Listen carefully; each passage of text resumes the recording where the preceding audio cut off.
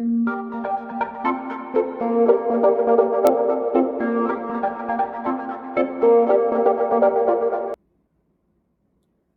दोस्तों, कैसे हैं आप लोग। आई होप आप सब अच्छे होंगे, पढ़ रहे होंगे। ठीक है, तो चलिए आज का जो लेक्चर है वो human reproduction multiple choice question and assertion reason based lecture है। ठीक है, तो जितना भी अभी हमने 3 लेक्चर्स में ह्यूमन रिप्रोडक्शन को समझा है, पढ़ा है एक्स्ट्रा जाके और एनसीईआरटी से लाइन टू लाइन, उसी की नॉलेज का यूज़ करके आज हम एमसीक्यू सॉल्व करेंगे, असर्शन रीजन सॉल्व करेंगे। तो मैं बस इतना चाहता हूँ कि आप क्वेश्चंस अटेम्प्ट करें, और मुझे कैसे पता चलेगा उसके लिए आप कमेंट सेक्शन में क्वेश्चन वाइज बस ऑप्शन टिक करने हैं आपको। ठीक है, पहले रफ में बैठिए और जितना भी आज हम लेक्चर में पढ़ने वाले हैं उन सब क्वेश्चन को सुनिए और आंसर अपना लिखिए, और फिर कमेंट सेक्शन में वही मुझे बता दीजिए। ठीक है, जितने, और आपको एंड में ये भी बताना है कि आपके कितने सही हैं और कितने गलत है। ठीक है, तभी तो पता चलेगा ना आपने वीडियो सही से देखा है कि नहीं देखा है। ठीक है, यहाँ पे देखिए, वीडियो देखने से कोई मतलब नहीं है। अगर आप श्योर हैं कि हाँ बिल्कुल ये मेरा करेक्ट आंसर है, कोई दिक्कत नहीं, वो पार्ट आप स्किप कर दीजिए, आगे बढ़ जाइए, नेक्स्ट क्वेश्चन पे बढ़ जाइए। लेकिन आपको लगता है हल्का सा भी कि क्या इसका आंसर हो सकता है, तो प्लीज़ एक बार आंसर जरूर चेक कीजिएगा। ठीक है, कि हाँ इसका आंसर क्या हो सकता है। समझ रहे हैं आप। तो चलिए बिना किसी देरी के मैं इस लेक्चर को शुरू करता हूँ, और उम्मीद करता हूँ कि आप भी क्वेश्चन अटेम्प्ट करेंगे। देखिए, पहला जो क्वेश्चन है, आपको इनकरेक्ट स्टेटमेंट चूज करनी है। क्या चूज करनी है? इनकरेक्ट स्टेटमेंट चूज करनी है। एक मिनट, क्या दिक्कत है।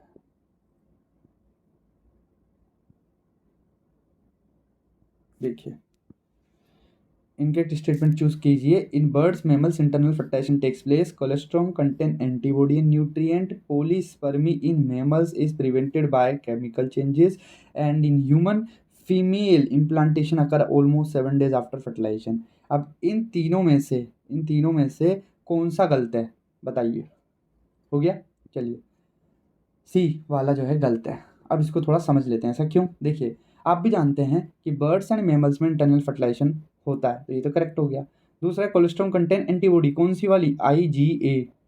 ये एंटीबॉडी जो होता है कोलेस्ट्रॉम में पाई जाती है, ये भी करेक्ट हो गया। न्यूट्रिएंट्स तो होते ही हैं। Polyspermy in mammals is prevented by chemical changes in the egg surface, सही है बट पूरे तरीके से नहीं। लास्ट है, in human female implantation occur almost 7 days after fertilisation, ये तो बिल्कुल करेक्ट है कि after 7 days of fertilisation implantation हो जाता है ना। तो फिर ये, अब हम देखिए सारे ही करेक्ट है, गलत कोई सा नहीं है, लेकिन हमें लेस करेक्ट चुनना है, जो सबसे कम करेक्ट हो वो है ये सी। ठीक है, अब सबसे कम करेक्ट क्या है इसमें? सबसे कम करेक्ट ये है कि अलोन, अकेला केमिकल चेंजेस नहीं होते।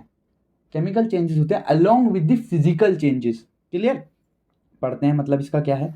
देखिए, इसका मतलब यह है कि absorption of water by zona pellucida result in the swelling, this prevent further entry of sperm and thus polyspermy is prevented. क्या होता है? जोना पेलुसिडा जो है वाटर एब्जॉर्ब करने के बाद स्वेल हो जाती है, फूल जाती है, जो कि पोलिस्पर्मी को रोकने में हेल्पफुल होता है। So physical changes rather than the chemical changes. देखिए, केमिकल चेंजेस को मना नहीं किया है, बट क्या बोला है? Physical changes rather than the chemical changes responsible for prevention of polyspermy in mammals. Clear, चलिए अब identify the correct statement from the following. अब हमें आइडेंटिफाई करना है करेक्ट स्टेटमेंट को। अब पहला स्टेटमेंट है, high level of oestrogen trigger the ovulatory search.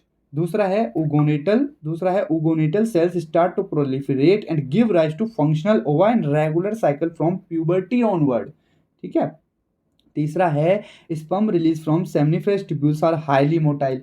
चौथा है progesterone level is high during the post ovulatory phase of menstrual cycle. बताइए कौन सा करेक्ट है। हो गया।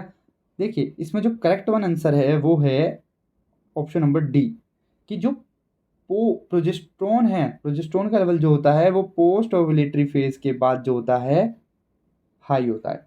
ठीक है, बाकी क्यों नहीं है करेक्ट भाई? देखिए, आप खुद बताइए, जो ओवुलेटरी फेज में जो ओव्यूलेशन था वो किसके वजह से होता था? LH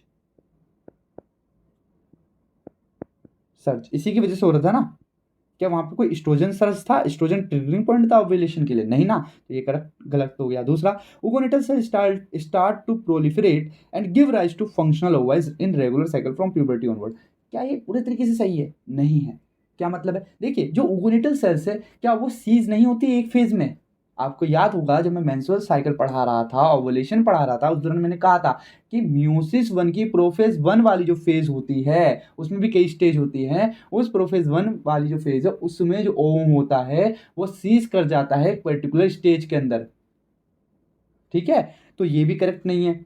अब मतलब सीज करने का मतलब है कि वहां पर उसका जो फर्दर डिवीजन है वो रुक जाता है और प्यूबर्टी अटेंड होने के बाद वो जो होता है एक एक करके ओवम की जो सीज स्टेज है वो ब्रेक होती है और वो फर्दर डेवलप करता है और सेकेंडरी oocyte फिर लास्ट में ओवम रिलीज होता है, ठीक है। अब sperm release from seminiferous tubules are highly motile, ये भी गलत है क्योंकि सेमिनिफेस ट्यूब्यूल से तो नॉन मोटाइल स्पर्म रिलीज होते हैं, हाईली मोटाइल, और वो भी हाईली मोटाइल कह रहा है, मोटाइल भी नहीं कह रहा, तो ये भी गलत हो गया। अब लास्ट वाला ही बचा ना, क्योंकि लास्ट वाले में क्या था, देखिए यही जो मैंने आपको बात बताई है वही लिखा हुआ है कि LH and FSH trigger the ovulatory phase, sperm release from seminiferous tubules are non motile और oogonatal cells cease activity when girls child is still, ठीक है ना। जब वो चाइल्ड होती है तब उसकी जो वो होते हैं oogonatal सेल्स, उनकी एक्टिविटी सीज होती है, कंटिन्यू नहीं होती है, ठीक है। अब यहाँ देखिए आपने चार्ट देखा था कि ये जो है ये ईस्ट्रोजन है मान लीजिए, ठीक है, ईस्ट्रोजन कह रहा हूँ। अब यहाँ पर मैं ले लेता हूँ प्रोजेस्टेरोन का क्या था, ये ईस्ट्रोजन है, ये प्रोजेस्टेरोन था, ऐसे था। और ये जो था ईस्ट्रोजन ये कब बढ़ रहा है, देखिए प्रोजेस्टेरोन यहाँ डाउन है, ईस्ट्रोजन कब बढ़ रहा है यहाँ पर, जब ओवम जो था वो डेवलप कर रहा था। और ये देखिए ये प्रोजेस्टेरोन कब बढ़ रहा है, ये बढ़ रहा है आपकी पोस्ट ओवुलेटरी फेज में, क्योंकि यहाँ पर क्या है कॉर्पस ल्यूटियम, क्लियर। चलिए आई होप आप समझ गए होंगे। Spot the odd one out from the following structure with reference to the male reproductive system. अब मेल रिप्रोडक्टिव सिस्टम के जो स्ट्रक्चर है उनमें से कौन सा नहीं है बताइए यहाँ। तो देखिए रिटिटेस्टिस एपिडिडाइमस वासा एफरेंशिया इस्थमस, अटेंड कर लिया होगा आपने, मैं बताता हूँ। देखिए रिटिटेस्टिस प्रेजेंट होता है, एपिडिडाइमस प्रेजेंट होता है, वासा एफरेंशिया प्रेजेंट होता है, isthmus is the part of oviduct यानी कि फेलोपियन ट्यूब। तो ये मेल रिप्रोडक्टिव सिस्टम का पार्ट नहीं है, this is the odd one. चलिए वही लिखा हुआ है। आगे बढ़ते हैं। Seminal plasma the fluid part of semen is contributed by, देखिए सेमाइनल प्लाज्मा जो होता है सीमेन और स्पर्म से मिलके बना होता है। जो अब जो सेमाइनल प्लाज्मा का जो फ्लूइड पार्ट होता है सीमेन है, ठीक है, उसमें कौन कौन कंट्रीब्यूट करता है, तो आपके ऑप्शन है seminal vesicle, prostate gland, urethra, bulbourethral gland, ये 4 हैं। उनमें आपको बताना है ए में फर्स्ट और सेकंड बस, या फर्स्ट सेकंड फोर्थ, या फिर सेकंड थर्ड फोर्थ, और लास्ट में डी फर्स्ट एंड फोर्थ। अब देखिए ये आप सिलेक्ट कर लीजिएगा, मैं यहाँ बताता हूँ। देखिए जो सेमाइनल वेसिकल्स होते हैं वो कंट्रीब्यूट करते हैं, प्रोस्टेट ग्लैंड जो होता है वो कंट्रीब्यूट करता है, ठीक है, और जो बल्बोरुथ्रल ग्लैंड होती हैं वो भी कंट्रीब्यूट करती हैं। बचा हुआ जो यूरिथ्रा है, यूरिथ्रा क्या आप खुद बताइए, ये तो एक चैनल होता है ना, एक तरह से एक पाइप होती है यूरिथ्रा, जिससे इजेकुलेटरी डक्ट जो होती है अपना कंटेंट आगे भेजती है और यूरिन भी पास होता है। तो क्या ये कंट्रीब्यूट करेगा कुछ नहीं, तो जहां पर ये थर्ड ऑप्शन नहीं है वो करेक्ट है। तो देखिए थर्ड ऑप्शन आपको सिर्फ सी में मिल रहा है, लेकिन बाकियों में एक एक ऑप्शन गायब है। लेकिन हमारा तो फर्स्ट भी करेक्ट है, सेकंड भी और फोर्थ भी, तो फर्स्ट सेकंड फोर्थ किस में है, बी में, तो this is the correct one, clear. चलिए urethra has no contribute to seminal plasma. आगे जाते हैं। Spermiation is the process of release of sperm from, बताइए एनसीईआरटी की लाइन है, सेमिनिफेस ट्यूब्यूल, आंसर देख लिया आपने, पर आप बताइए कि जो स्पर्मिएशन होता है, स्पर्मिएशन में स्पर्म रिलीज होता है, कहाँ से रिलीज होता है, तो वो सेमिनिफेस ट्यूब्यूल से रिलीज होता है। कहाँ जाता है सेमिनिफेस ट्यूब्यूल से रिलीज होकर, वासा एफरेंशिया में, ये भी आपको याद रखना है, थ्रू रिटिटेस्टिस, डायरेक्ट नहीं आता, रिटिटेस्टिस के थ्रू वासा एफरेंशिया में जाता है, फिर वासा एफरेंशिया से एपिडिडाइमस, फिर एपिडिडाइमस से जाता है वासा डिफरेंस, एंड देन फिर कॉमन जो इजेकुलेटरी डक्ट होती है उसमें जाता है, उससे फिर यूरेथ्रा में पास हो जाता है। ये आपको सीक्वेंस याद रखना है, क्लियर। चलिए अब सिक्स्थ क्वेश्चन है, mature Graafian follicle is generally present in the ovary of a healthy human female around, बहुत इंपॉर्टेंट है, बताइए। देखिए मेच्योर ग्रेफिन फॉलिकल की बात हो रही है कि mature Graafian follicle generally present in the ovary of healthy human female around 5 to 8 days of menstrual cycle, 11 to 7 days of menstrual cycle, 18 to 23 day of menstrual cycle, या 24 to 20 day of menstrual cycle. अब जिसने बहुत ही सही से study करी है, समझा है उस चार्ट को, मेंस्ट्रुअल साइकिल वाले जो मैंने समझाया था, तो वो आराम से इस क्वेश्चन को अटेंड कर लेगा। बाकी मैं आपको बहुत ही ईजी में बताता हूँ इसको कैसे अटेंड करना है। हो गया, अटेम्प्ट कर लिया आपने। चलिए अब आप ये चीज़ देखिए, बोल रहा है मैच्योर ग्रेफिन फॉलिकल। अब आप मुझे बताइए मैच्योर ग्रेफिन फॉलिकल का यूज़ क्या है, उसका सिग्निफिकेंस क्या है। सिग्निफिकेंस यही है कि मैच्योर ग्रेफिन फॉलिकल से ओवम रिलीज होता है, तो ओवुलेटरी फेज, ठीक है, फॉलिकुलर फेज नहीं बोला, फॉलिकुलर फेज में तो डेवलपमेंट होता है ओवम का, ठीक है ना। मैं कह रहा हूँ ओव्यूलेटरी फेज जहाँ पे ओवम रिलीज होता है वो जहाँ से जहाँ तक लाई करती है जिस रेंज में होती है डेज के, वही डेज ग्रेफिन फॉलिकल के मेच्योर का होगा, मतलब मेच्योर ग्रेफिन फॉलिकल उन्हीं डेज में मिलेगा। तो 5 to 8 डेज तो आप याद करेंगे तो मेंसेस वाला है। 11 to 17 डेज सबसे इंपॉर्टेंट, क्योंकि 14 डे पे अगर ओव्यूलेशन हो रहा है, एलएच सर्ज हो रहा है, तो ग्रेफिन फॉलिकल 14 डेज से पहले मेच्योर हो चुका है। तो 11 to 17 days are the most one. 5 to 8 menses हो गया, और 8 to 11 डेज क्या होगा, प्रोलिफरेटिव फेज हो गया, फॉलिकुलर फेज हो गया, जिसमें क्या होगा, फॉलिकुलर फेज में फॉलिकल्स बनेंगे, वो ओवम डेवलप करेगा। क्लियर। कब, 8 9 to 10 डे, ठीक है। और 11 to 17 डे वही फॉलिकल जो होगा मैच्योर होगा, टर्शरी से ग्रेफिन फॉलिकल बनेगा, ग्रेफिन फॉलिकल के बाद ओव्यूलेशन हो जाएगा और ओवम रिलीज हो जाएगा। तो इसलिए correct one is 11 to 17 days. 18 to 23 day क्या होता है, ल्यूटियल फेज होता है। इसमें क्या होता है, कॉर्पस ल्यूटियम बन जाता है और सेक्रेटरी फेज चलता रहता है, ठीक है। और 24 to 28 डे क्या होता है, मेंटेन रहता है, ठीक है। उसके बाद फिर न्यू साइकिल शुरू हो जाती है। क्लियर। चलिए आप समझ गए आंसर जो मैंने बताया, 11 to 17 day of menstrual cycle. Simple आपको याद रखना है, ओव्यूलेशन जिस फेज में हो रहा है, ओव्यूलेटरी फेज, उसी में ग्रेफिन फॉलिकल में मैच्योर मिलेगा। क्लियर। चलिए आगे बढ़ते हैं।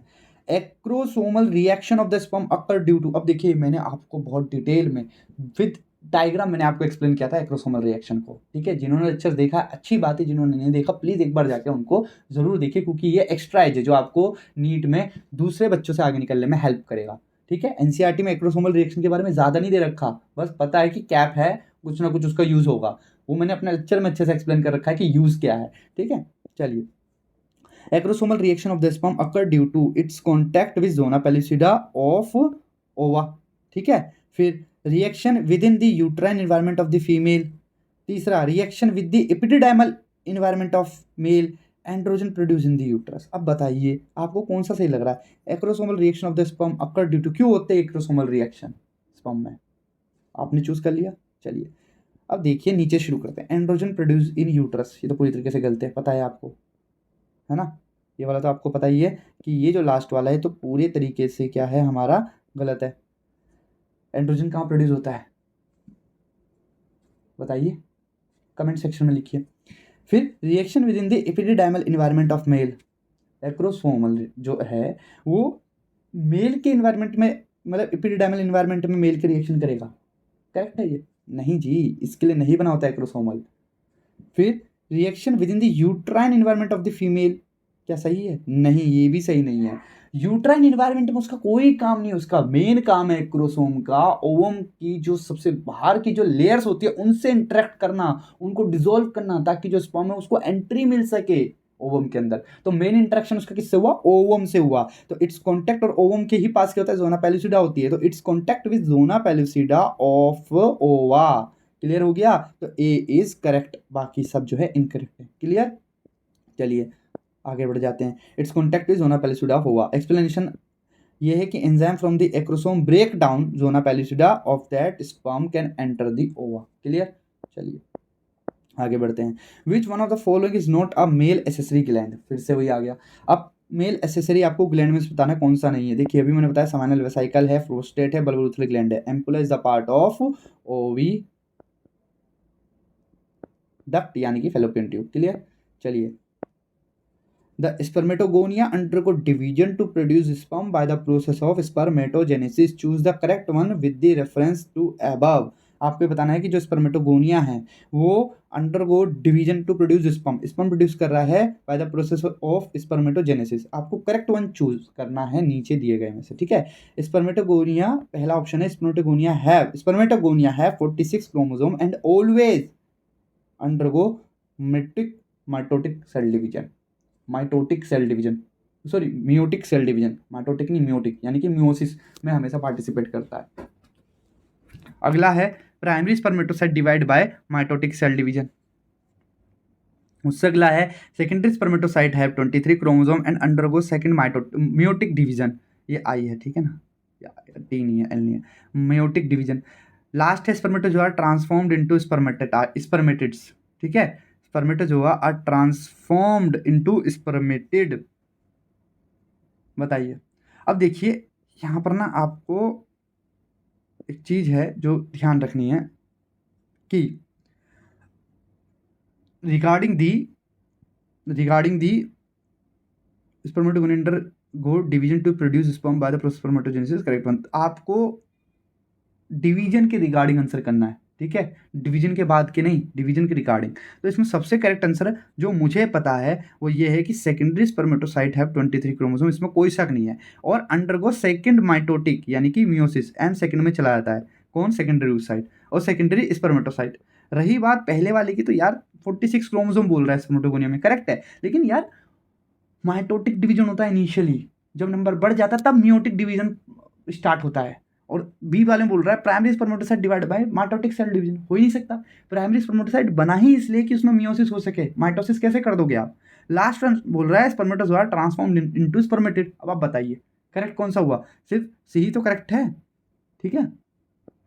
अब C secondary spermatocyte have 23 chromosome and undergo second mitotic division. बाकियों का दे रखा है कि spermatogonia have 46 chromosome and undergo meiotic cell division. Primary spermatocyte undergo meiotic cell division. Spermatid are transformed into spermatozoa, जो मैं बोल रहा था, spermatid are transformed into spermatozoa, not spermatozoa transformed into spermatid. Clear? तो A C D are incorrect, B A B है यहाँ पर, A B D are incorrect and C is the correct one.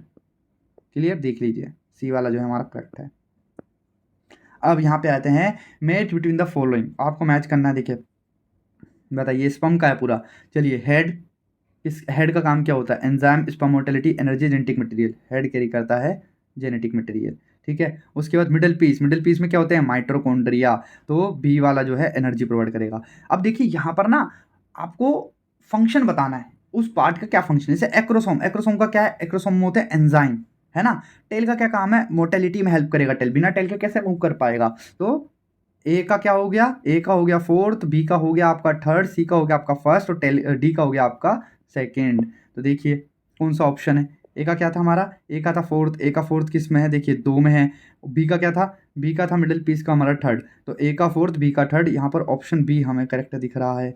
तो this is the correct one, ठीक है, option B is correct. Nucleus is present in the head. Acrosome release enzyme which dissolves on a pellicida. Tail help in swimming of sperm and middle piece is place where mitochondria present for energy. Clear? Question number 11. Which among the following have 23 chromosome? फिर से sperm से related, spermatogonia, zygote, secondary oocyte और oogonia। इनमें से कौन सा है जिसके अंदर 23 क्रोमोसोम है? स्पर्मेटोगोनिया में 46, जाइगोट में 46, डिप्लॉइड, oogonia, डिप्लॉइड, क्योंकि oogonia में ही आगे जाके एक प्राइमरी oocyte बनेगा, वो हैप्लॉइड होगा, ठीक है। oogonia डिप्लॉइड होता है, बचा सेकेंडरी oocyte, ये होता है हैप्लॉइड एन, ठीक है। चलिए देखिए सेकेंडरी oocyte। अब बात करते हैं which of the following is not a component of fallopian tube. बताइए, नीट 2024 का क्वेश्चन है ये, ठीक है, इजी है। ये बोल रहा है कौन सा फेलोपियन ट्यूब का कंपोनेंट है? स्तम होता है, फंडस होता है, एम्पुला भी होता है, कौन सा नहीं है? यूट्राइन फंडस, ये यूट्रस का पार्ट होता है। क्लियर? आगे गिवन बिलो आर 2 स्टेटमेंट, यहाँ पर 2 स्टेटमेंट दे रखी है। अब ये असर्शन रीजन है, ये आपको पकड़ना है, ठीक है। द प्रेजेंस और absence of hymen is not a reliable indicator of virginity. क्या बताइए, सही है गलत है? सही है कि भैया अगर हाइमेन प्रेजेंट है या नहीं है, ये कोई रिलायबल हमारे पास प्रूफ नहीं है कि वो सामने वाला वर्जिन है या नहीं है, ठीक है, फीमेल की बात हो रही है। Second, the hymen is tone during the first intercourse, only लिखा हुआ है, क्या सही है? नहीं है, मतलब पूरी तरीके से सही नहीं है। अगर सही है भी तो इसकी करेक्ट एक्सप्लेनेशन नहीं है कि हम उसकी वर्जिनिटी इससे डिसाइड करें। क्लियर? तो बताइए कौन सा ऑप्शन होगा सही? Both statement 1 and second are true, both statement 1 and statement second are false, मतलब स्टेटमेंट 1 भी गलत है, सेकंड भी। Third, statement 1 is true but statement second is false. Fourth, statement 1 is false but statement second is true. बताइए कौन सा सही है इसमें से? असर्शन रीजन नहीं है ये, इसलिए आपका ट्रू फॉल्स पूछा गया, सॉरी। बताइए कौन सा सही कौन सा गलत है?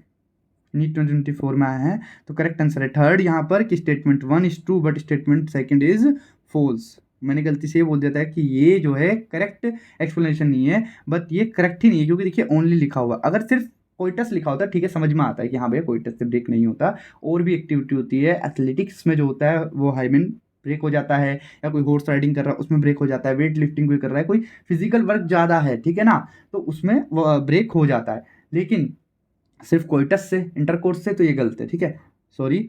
तो चलिए आगे बढ़ते हैं, हमारा ऑप्शन थर्ड इज करेक्ट है इसमें। चलिए अब आते हैं क्वेश्चन नंबर 14 पे। Given below are 2 statement, statement 1 है कि vasa deferens receive a duct from the seminal vesicle and open into urethra as ejaculated. जो वासा डिफरेंस होती है, देखिए अब मैंने जो सीक्वेंस बताया था उसी सीक्वेंस के ऊपर इस ट्रू फॉल्स बन गया। ये जो वासा डिफरेंस होती है वो एक डक्ट रिसीव करती है फ्रॉम सेमाइनल वेसिकल और ओपन हो जाती है इनटू यूरेथ्रा एज एजेकुलेटेड डक्ट। क्या करेक्ट है? ये आपको बताना है। Second, the cavity of the cervix is called cervical canal which along with the vagina form birth canal. ये करेक्ट है? बताइए, हो गया आपका? देखिए आंसर जो है वो answer fourth, statement 1 and second both are correct. अगर ध्यान से आप पढ़ेंगे तो जो वासा डिफरेंस है वो क्या करती है? वासा डिफरेंस जो सेमाइनल वेसाइकल्स होती है रेटी टेस्टिस के थ्रू वासा एफरेंशिया में खुलती है। वासा एफरेंशिया जो होती है वो एपिडिडाइमस में खुलती है, एपिडिडाइमस वासा डिफरेंस में खुलेगी। और जो वासा डिफरेंस है, सॉरी गलत हो गया, सेमनिफेरेस्टिब्यूल्स वासा एफरेंशिया में खुलेगी थ्रू रेटिटेस्टिस, फिर वासा एफरेंशिया वासा डिफरेंस में खुलेंगी थ्रू एपिडिडाइमस। फिर वासा डिफरेंस जो होगी वो ब्लैडर के ऊपर से एक लूप बनाते हुए सेमाइनल वेसाइकल से डक्ट को कलेक्ट करेगी और as a common duct as ejaculated duct का फॉर्मेशन होगा जो कि यूरेथ्रा में ओपन होगा। क्लियर हो गया? ये सीक्वेंस था, करेक्ट है ये। अब दूसरा, सर्विक्स की जो सर्वाइकल कैनाल होती है जो विजाइना के साथ मिलकर बर्थ कैनाल का फॉर्मेशन करती है, ये भी करेक्ट है। तो इसलिए statement 1 and 2 both are correct. अब आ जाते हैं फिर से वही मैचिस पे। चलिए अब आप मुझे बताएंगे, ये ऑप्शन था, यहाँ पे मैं नहीं बताऊंगा, ये आपको बताना है। ये देख लीजिए आप, हो गया। चलिए अब मैं बताता हूँ। जो ट्रोफोब्लास्ट है इसका क्या काम होता है? देखिए ट्रोफोब्लास्ट का काम होता है embedding of blastocyst in endometrium group of cells that would differentiate as embryo, outer layer of blastocyst attached to endometrium और माइटोटिक डिवीजन ऑफ जाइगोट। तो ए है थर्ड वाला, ये है ए। क्लियर? क्लीवेज क्या होता है? Group of cells would differentiate as embryo, ठीक है ना। और आउटर लेयर या फिर mitotic cell division of zygote, तो mitotic division of zygote B, ठीक है। इनर सेल मास जो होगा वो डिफरेंशिएट करेगा सी। और इम्प्लांटेशन का मतलब तो आप जानती है कि इम्बेडिंग हो गया। तो डी का फर्स्ट और ए का जो है आपको मिलेगा थर्ड, ये आपको ढूंढना है। डी का फर्स्ट ये दो में है, ए का थर्ड बी में है, तो यहाँ पर ऑप्शन नंबर बी जो है वो करेक्ट है। चलिए option number B is correct, ठीक है। अब यहाँ पर मैं थोड़ा आपको ये बताता हूँ कि जो ट्रोफोब्लास्ट होती है आउटर मोस्ट लेयर होती है किसकी? ब्लास्टोसिस्ट की, जो अटैच होती है किससे? एंडोमेट्रियम से। क्लीवेज एक स्पेशल टाइप का माइटोटिक डिवीजन होता है। इसमें क्या होता है? सेल डिवाइड करती है लेकिन जो साइटोप्लाज्म होता है वो कंटेंट उतना ही रहता है, बस सेल का नंबर बढ़ता चला जाता है, ठीक है। इनर सेल मास जो होती है वो ब्लास्टोसिस्ट के अंदर होती है और वही सेल्स जो होती है डिफरेंशिएट करके एम्ब्रियो बनाती है। इम्प्लांटेशन आप सब जानते हैं कि जो एंडोमेट्रियम होती है उसमें एम्ब्रियो के अटैचमेंट से लेके उसके अंदर जाने तक को इम्प्लांटेशन कहते हैं। इसलिए embedding of blastocyst in the endometrium, attach नहीं लिखा है, एम्बेडिंग लिखा हुआ है, ठीक है। चलिए question number 16, which of the following hormone is not secreted by human placenta? बताइए। एचसीजी रिलीज होता है, ठीक है, एस्ट्रोजन भी, प्रोजेस्टेरोन भी, लेकिन एलएच जो है ये पिट्यूटरी हार्मोन है, LH and FSH pituitary gland से रिलीज होते हैं, इसलिए एलएच रिलीज नहीं होता। क्लियर? चलिए अब आते हैं the Vasa deferens receive duct from seminal vesicle and open into the urethra. जो वासा डिफरेंस है वो सेमाइनल वेसिकल से डक्ट ले रही है और यूरेथ्रा में खुल रही है एज, अभी मैंने बताया आपको पीछे, इजैकुलेटरी डक्ट। क्लियर? चलिए option number question number 18, urethral meatus क्या है? बताइए। यूरोजेनाइटल डक्ट है, opening of vasa deferens into urethra है, external opening of urogenital tract duct है, या muscle surrounding the urogenital duct है? बताइए क्या है। तो देखिए जो आपका यूरिथ्रल मतलब जो यूरिथ्रल मीटस होता है वो क्या होता है? वो होता है हमारा ये external opening of the urogenital duct, ठीक है। चलिए वही लिखा हुआ है, external opening of urogenital duct. अब आते हैं मोरुला पे। तो मोरुला क्या होता है? Morula is a development stage, किसके बीच में देखने को मिलती है? बिटवीन जाइगोट एंड ब्लास्टोसिस्ट, ठीक है, between blastocyst and gastrula, after implantation, between implantation and parturition. तो देखिए करेक्ट आंसर है जाइगोट एंड ब्लास्टोसिस्ट के बीच में हमें मोरुला देखने को मिलता है, ठीक है। चलिए ये बिल्कुल स्ट्रेट फॉरवर्ड आंसर है, इसमें हार्ड आपको कुछ भी नहीं देखने को मिलेगा, ठीक है, अभी के लिए। अब देखिए the membranous cover of the ovum at ovulation. बताइए मेम्ब्रेनस कवर, ठीक है, कवर बोल रहा है। Membranous cover of the ovum at ovulation क्या होती है? नीचे से शुरू करते हैं। Chorion, zona pellucida, zona radiata या कोरोना रेडिएटा। तो आंसर है कोरोना रेडिएटा, ठीक है। देख लीजिए कोरोना रेडिएटा जो है वो मेम्ब्रेनस कवर होता है of the ovum at ovulation. Clear? अब लास्ट क्वेश्चन है आज का, identify the odd one from the following. ये फीमेल एक्सटर्नल जेनिटल ट्रैक का पूरा मतलब दे रखा है, इसमें से आपको बताना है कौन सा गलत है। और एक्सटर्नल जेनिटल ट्रैक भी है और जो फीमेल का जो यूट्रस है वो भी है, फेलोपियन ट्यूब है। तो बताइए इनमें से कौन सा ओड वन है। देखिए, labia minora, fimbriae infundibulum isthmus. तो ये जो फिम्ब्रे इन्फेंडिबुलम इस्थमस है ये फेलोपियन ट्यूब के ही पार्ट हैं, क्लियर। बट लेबिया माइनोरा जो है एक्सटर्नल जेनिटल ट्रैक का पार्ट है फीमेल के, ठीक है। तो ये नहीं हो सकता, आंसर है labia minora. All other structure associated with fallopian tube, all other structure associated with fallopian tube, hence A is the correct answer, clear. चलिए आज के लिए इतना ही, थैंक यू। आई होप आपने सारे आंसर सारे क्वेश्चन अटेम्प्ट किए होंगे और आपके सारे आंसर करेक्ट होंगे। तो प्लीज़ आप मुझे कमेंट सेक्शन में बताइए, ठीक है। बाकी अगर आपको लेक्चर अच्छा लगा है, हेल्पफुल लगा है, तो प्लीज़ इस चैनल को सब्सक्राइब कीजिए और अपने बाकी दोस्तों में इसको शेयर कीजिए। मिलते हैं आपसे इसके पार्ट 2 में, जिधर हम और एमसीक्यूज और असर्शन रीजन डिस्कस करेंगे। तब तक के लिए पढ़ते रहिए, खुश रहिए। जय हिंद, जय भारत।